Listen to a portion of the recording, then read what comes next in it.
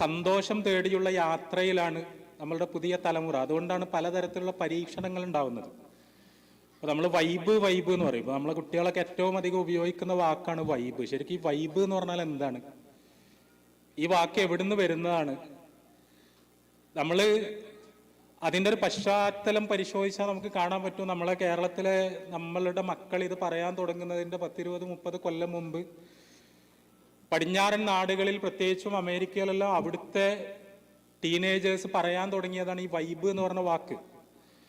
അതിനെപ്പറ്റി പഠിച്ച സാമൂഹിക ശാസ്ത്രജ്ഞന്മാരൊക്കെ പറഞ്ഞിട്ടുള്ളത്, നമ്മളുടെ ഇന്നത്തെ ഭാഷയിൽ പറഞ്ഞാൽ ഈ DJ പാർട്ടികൾ അവിടെ വ്യാപകമായി, 90കളുടെ കാര്യമാണ്. ഈ ഡാൻസ് പാർട്ടികൾ, ഈ മ്യൂസിക് പാർട്ടികൾ, അവര് റേവ് എന്നാണ് അതിന് പറയാം. പ്രത്യേകമായ ലൈറ്റ് അറേഞ്ച്മെന്റ് ഉണ്ടാവും, വളരെ ദ്രുതഗതിയിലുള്ള ശരീരചലനങ്ങൾ ആവശ്യപ്പെടുന്ന ഡാൻസിനെ പരിപോഷിപ്പിക്കുന്ന തരത്തിലുള്ള മ്യൂസിക് ഉണ്ടാവും. അവിടേക്ക് കടന്നു വന്നുകൊണ്ട് ആൺകുട്ടികളും പെൺകുട്ടികളും എല്ലാം അവര് ഇങ്ങനെ തുള്ളിക്കൊണ്ടിരിക്കുകയാണ്. അതിനെ കൊഴുപ്പ് കൂട്ടാൻ വേണ്ടി അവർ MDMA പോലുള്ള മയക്കുമരുന്നുകൾ ഉപയോഗിക്കും.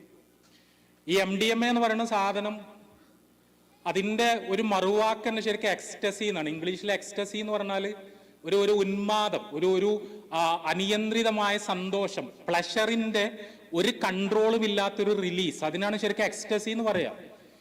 ഇതേപോലുള്ള സിന്തറ്റിക് ഡ്രഗുകൾ ആളുകൾ ഉപയോഗിക്കുന്നത് തന്നെ അങ്ങനെയുള്ള ഒരു സന്തോഷത്തിന്റെ പൊട്ടിയൊഴുകലിന് വേണ്ടിയിട്ടാണ്.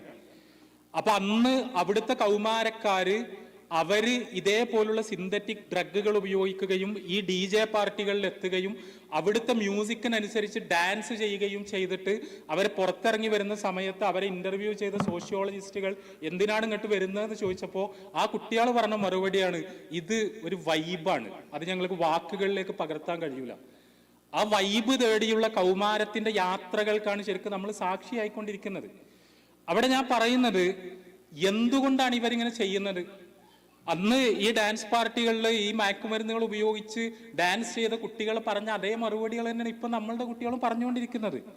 അത് ഉപയോഗിക്കുന്ന സമയത്ത് ഇങ്ങനെ ആകാശത്ത് കൂടെ പറന്നു പോകുന്നത് പോലെ തോന്നുന്നു, ഞങ്ങൾ ഈ പ്രപഞ്ചത്തിൽ ലയിച്ചു പോയതുപോലെ തോന്നുന്നു, ഞങ്ങൾ മറ്റൊരു ലോകത്തിൽ എത്തിപ്പെട്ടതുപോലെ തോന്നുന്നു, ഞങ്ങൾക്ക് ഒരു തരം ഉന്മാദം അനുഭവിക്കാൻ കഴിയുന്നു, ഞങ്ങൾ ചുറ്റുപാടുകളെ മറന്നു പോകുന്നു. അതിൻ്റെ വളരെ ഭീകരമായ അവസ്ഥ, അത് ഈ ഇത്തരം സിന്തറ്റിക് ഡ്രഗുകൾ ഉപയോഗിച്ച് കൗൺസിലിംഗ് സെന്ററുകളിൽ എത്തുന്ന കുട്ടികളെ നമ്മൾ പരിശോധിച്ചാൽ മതി. അവർക്ക് ഉമ്മാനും പെങ്ങളെയും പോലും തിരിച്ചറിഞ്ഞൂടാ. അവരുടെ സെക്സ് ഡ്രൈവ് ഉണരുന്ന സമയത്ത് സ്വന്തം ഉമ്മയെയും പെങ്ങളെയും തിരിച്ചറിയാത്ത തരത്തിലുള്ളൊരു മായിക ലോകത്താണ് അവർ എത്തിപ്പെടുന്നത്. അങ്ങനെയുള്ള ഒരു തരത്തിലുള്ള റെസ്ട്രിക്ഷൻസും ഇല്ലാത്ത എന്തും ചെയ്യാവുന്ന ഒരു മാനസികാവസ്ഥയിലേക്ക് അവർ പോയി പോകുന്നു. ആ പോയി പോകുന്നത് അതൊരു പ്ലഷറായി, ഒരു സന്തോഷമായി അവർക്ക് അനുഭവപ്പെടുന്നു. ഞാനതിൻ്റെ വിശദാംശങ്ങളിലേക്കൊന്നും കടന്നു പോവില്ല. ഇവ എങ്ങനെ വർക്ക് ചെയ്യുന്നു എന്ന് ചോദിച്ചാൽ അതിൻ്റെ ഉത്തരം വളരെ സിമ്പിളാണ്. നമ്മളുടെ തലച്ചോറിൽ ഡോപ്പമിൻ പോലുള്ള, സെറോട്ടോണിൻ പോലുള്ള നമ്മളുടെ സന്തോഷത്തെ ഉദ്ദീപിപ്പിക്കുന്ന ന്യൂറോ ട്രാൻസ്മിറ്റുകളെ അവയുടെ റിലീസിന് ഈ രാസവസ്തുക്കൾ സഹായിക്കുന്നു എന്നുള്ളതുകൊണ്ടാണ് ഇതൊക്കെ സംഭവിക്കുന്നത്. ഇവർ സന്തോഷം തേടിയുള്ള യാത്രയിലാണ്. ആ സന്തോഷം അവർ നേടിയെടുക്കാൻ ശ്രമിക്കുന്നത് നമ്മുടെ ശരീരത്തെ, നമ്മുടെ മസ്തിഷ്കത്തെ പ്രത്യേകമായ രീതിയിൽ ഉദ്ദീപിപ്പിച്ചുകൊണ്ടാണ്. പക്ഷേ ആ സന്തോഷത്തിന് എത്ര ആയുസ് ഉണ്ടാവുമെന്ന് നമുക്കറിയാം, അതെത്ര നൈമിഷികമാണെന്ന് നമുക്കറിയാം. ആ സമയത്ത് അവർക്കൊരു ഉന്മാദം ഉണ്ടാവും, പക്ഷേ ആ ഉന്മാദത്തിൽ അവരെന്താണ് ചെയ്തു കൂട്ടുന്നതെന്ന് അവർക്ക് പോലും അറിഞ്ഞുകൂടാ. അതാണ് നമ്മൾ വാർത്തകളിൽ കാണുന്നത്. ഈ ഭീകരമായ കൊലപാതകങ്ങളും മറ്റും എല്ലാം ചെയ്യാൻ അവർക്ക് ആ സമയത്ത് അവർക്ക് പറ്റിയേക്കും.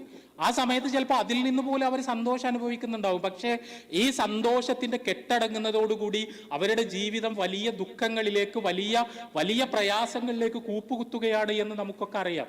ശരീരത്തിന്റെ സന്തോഷം എന്ന് പറഞ്ഞാൽ അങ്ങനെയാണ്. അതിനെന്തായാലും ഒരു ലിമിറ്റ് ഉണ്ട്. നമ്മൾക്ക് ഭക്ഷണം കഴിക്കുന്നത് സന്തോഷമാണെന്ന് പറയാം. എത്ര ഭക്ഷണം കഴിക്കാൻ പറ്റും?